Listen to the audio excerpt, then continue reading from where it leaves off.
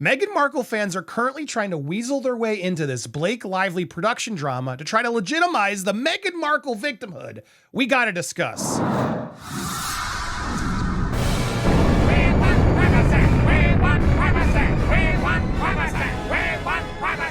Welcome to Popcorn Palace. I am Andy Signor, and so glad to be here on Christmas Eve, none less, with Steph the alternate. How you doing, Steph? Hey up, hon. I'm not doing too bad. It's Christmas. Oh, I'm Merry so Christmas. excited. So good to have you here. We have some big news to reveal that we're going to be revealing in this video, but we also had some important news that, yes, even on Christmas Eve, we never stop. So make sure you subscribe to Steph, Popcorn Palace, etc. But my goodness, I've literally did not expect my holidays, Steph, to be going through 80-page legal documents about Blake Lively and It Ends With Us, which I've been doing over on Popcorn Planet. If you missed it, you really should check it because it's really weaseling its way into every story, Steph. Amber Heard's now come out of the woodwork to say, I know what Blake Lively's feeling. Jay-Z's lawyer is repping Blake Lively, and there's so much manipulation behind the suit. Guys, there's so much to break down, but since we're here on Palace, I thought it was incredibly important to bring up something that I've seen Sidley's others people out there are starting to notice this. Meghan Markle fans are seeing an in, and they're weaseling their way in to try to say, see what happened to Blake? This is what happens to Meghan every day. And I'm getting so sick and tired of these comparisons. Amber Heard's trying to say it's like me. Meghan Markle now trying to say it like me. And the truth is, Steph, this thing that's happening to Blake Lively, while I do agree Justin seems to have acted inappropriately, it does seem, I'm not here to defend Justin, but his situation and their situation is so much different than the other ones. And I don't like that now we're all being labeled chauvinistic again because we don't believe Blake. We don't believe now Meghan. We didn't believe Amber. And that's the current narrative out there. Are you noticing this, and is it worrying you? I am noticing this, but it's not worrying me at all. At the end of the day, the public, the people on the internet can pretty much now see through manipulation and when people are trying to put a spin on things, such as, the whole Justice for Johnny Depp movement.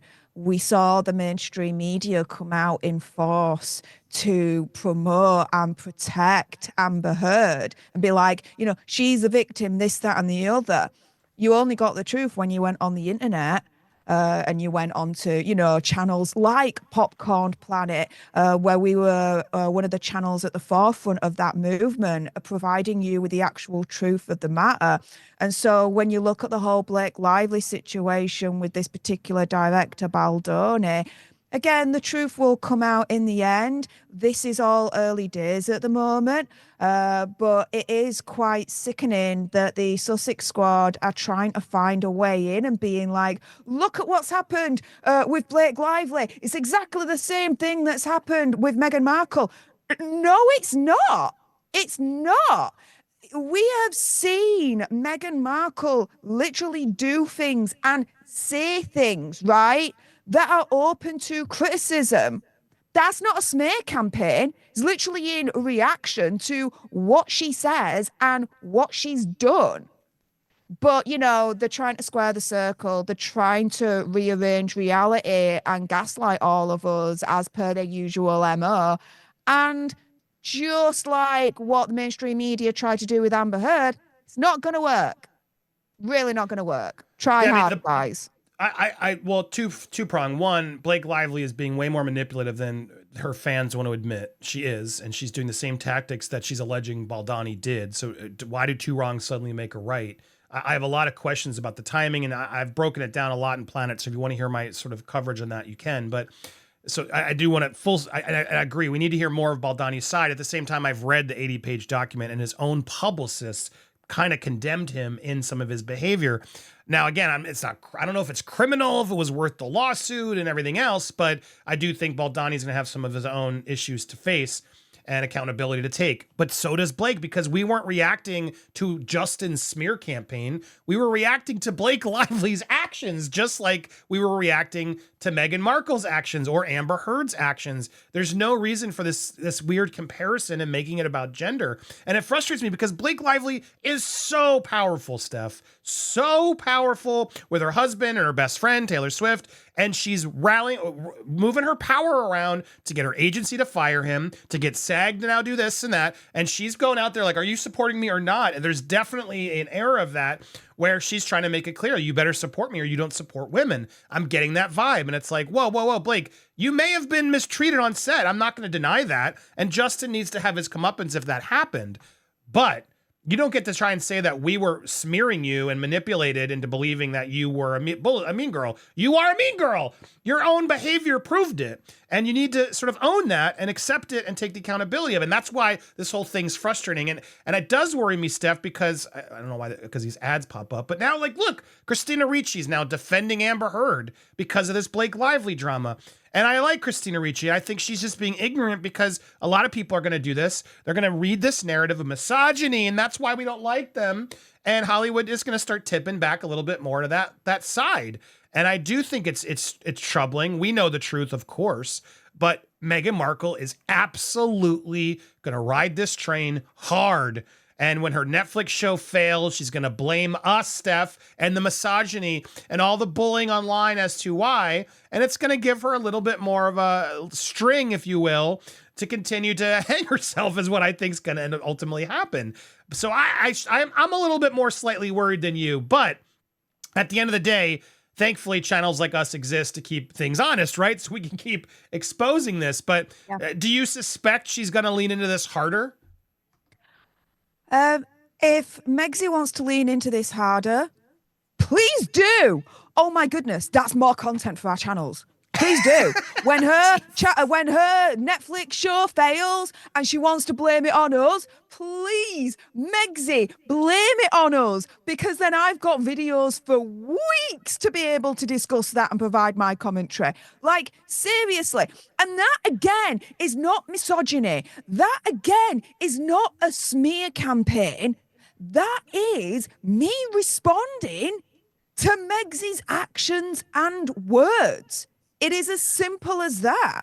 But again, this is a tale as old as time. Right at the beginning, when people started to wake up about what Megsy was really like and all about, what were the accusations that were flung our way from the Sussex squad? You're sexist, you're misogynistic, you're racist, blah, blah, blah, blah, blah.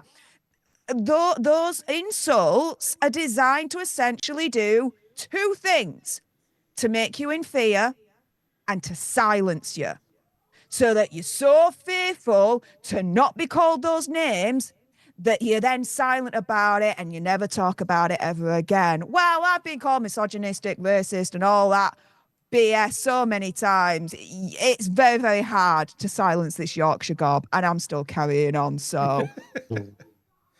It's true. Well, and you're not only are you not being silenced, we have some big news to reveal as well. It actually will show more of your gob, more of my gob, and more of so many other gobs. Guys, here it is, the first poster. Meghan v. Harry, what would a royal divorce look like? The first new production from Popcorn Productions. Oh my goodness, I am here to debut the poster and announce that this will be premiering on our Patreon, all 3 episodes for paying members of Patreon. If you're already a member, you're going to get it. If you're not, go sign up today.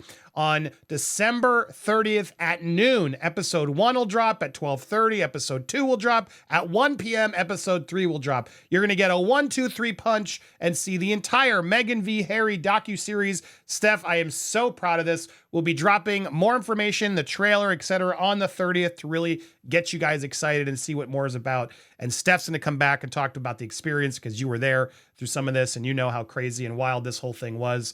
So stay tuned. Steph will be back with more to detail this process once it's available. But mark your calendars. December 30th at noon, you're going to be able to get some really good insight into what a divorce would look like if Meghan and Harry separated. Now, we don't wish it on them. I don't wish it on them. But the speculation, my gosh, Steph, we worked on this project for the longest time. I sort of put it on the back burner.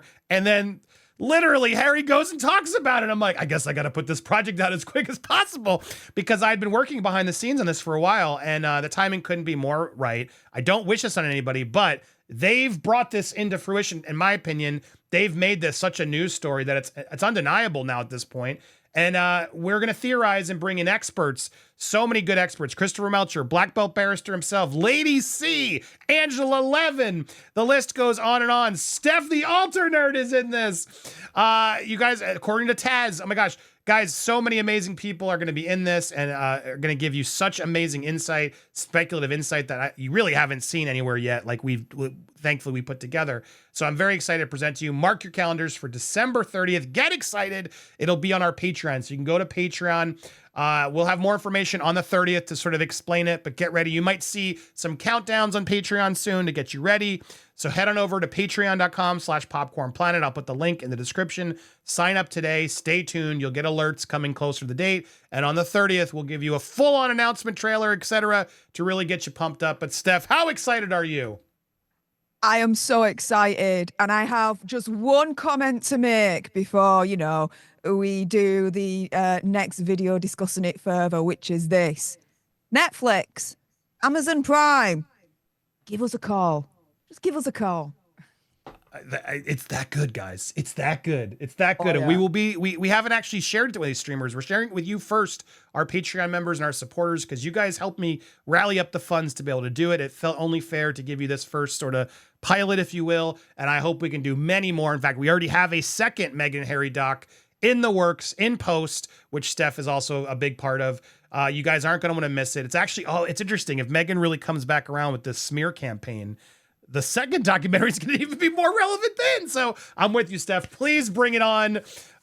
We got that one covered soon. Make sure you hit the subscribe here and the bell for alerts if you haven't already. Do it for this channel. Hit the all, smash like, and then make sure you go on over and do it for Steph the Altar Nerd. She's got all your content for the Royals, even more so than me. I'm so impressed at your growth over there. So make sure you guys are following her if you aren't. We'll have her back soon to discuss more. Thank you guys so much for watching. A lot more is coming. And mark your calendars, December 30th. Meghan v. Harry is coming.